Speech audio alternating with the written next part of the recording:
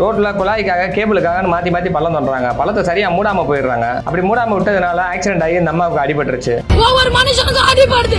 நாங்க எங்க போய் நிதி சொல்லுவோம்? இந்த வீடியோ இப்ப ரீசெண்டா பாத்திருப்பீங்க. இதாச்சும் பரவாயில்லங்க. ஒரு 200 மீட்டருக்குள்ள கிட்டத்தட்ட ஒரு 42 குழிங்க. அந்த 42 குழியும் 2 வருஷமா இருக்கு. இப்பதான் இடையில வந்து அந்த குழியை சரி பண்றேன்னு சொல்லி காங்கிரீட் போட்டு அந்த 42 குழியும் 42 ஸ்பீட் பிரேக்கா மாத்தி விட்டு போயிட்டாங்க. முதல்ல பள்ளத்துல விட்டு விட்டு வண்டி போச்சு. இப்போ வந்து ஸ்பீட் பிரேக் மாதிரி இந்த மேட்டல விட்டு விட்டு வண்டி போகுது. அதுவும் பாதி வரைக்கும் தான் அது ஸ்பீட் பிரேக் மாதிரி போட்டிருக்காங்க. அதுக்கு மேல பள்ளத்தை அப்படியே விட்டுட்டு போயிட்டாங்க. இந்த ஏரியால இருக்கக்கூடிய மக்கள்லாம் பெரும்பாலும் பாத்தீங்கன்னா ஷேர் ஆட்டோ தான் பயன்படுத்திட்டு இருக்காங்க. ஷேர் ஆட்டோ சும்மாவே குலுங்கும். இதுல வந்து இந்த ஸ்பீட் பிரேக்ல ஏறி ஏறி இறங்குச்சுன்னா அதுல பயணம் செய்யறவங்களோட உடம்பெல்லாம் நினைச்சு பாருங்க. அதை விட அந்த ஷேர் ஆட்டோ டிரைவரை நினைச்சு பாருங்க. ஒரு ஷேர் ஆட்டோ டிரைவர்லாம் சொல்லிட்டு போறாரு, எனக்கு குடல் இறக்கமே வந்துருச்சு அப்படின்னு. இதை பத்தியெல்லாம் வந்து கவர்மெண்ட் கவலைப்படுறாங்களா என்னன்னு தெரியல. 2-3 வருஷமா இப்படிதான் இருக்கு. இது வேற எந்த ஏரியாவும் இல்லைங்க. இப்பதாங்க முதலமைச்சர் வந்து ரோட் ஷோ பண்ணிட்டு போனாரு. மெயின் ரோட்ல ரோட் ஷோ பண்ணிட்டு போனாரு. அந்த மெயின் ரோட்ல நல்லா நீட்டா ஆயிடுச்சு அவர் வர்றதுக்காக. இது எல்லாமே அந்த ஏரியால வந்து இருக்கக்கூடிய கிராஸ் ரோடு. அவர் போன மெயின் ரோடுமே அவங்க அண்ணனை சந்திக்கிறதுக்காக போனார். ரோட் ஷோ முடிச்சுட்டு அவங்க அண்ணனை சந்திக்கிறதுக்காக போனாரு. கரெக்டா அவங்க அண்ணன் வீடு வரைக்கும் அவர் ரோடு போட்டிருக்காங்க.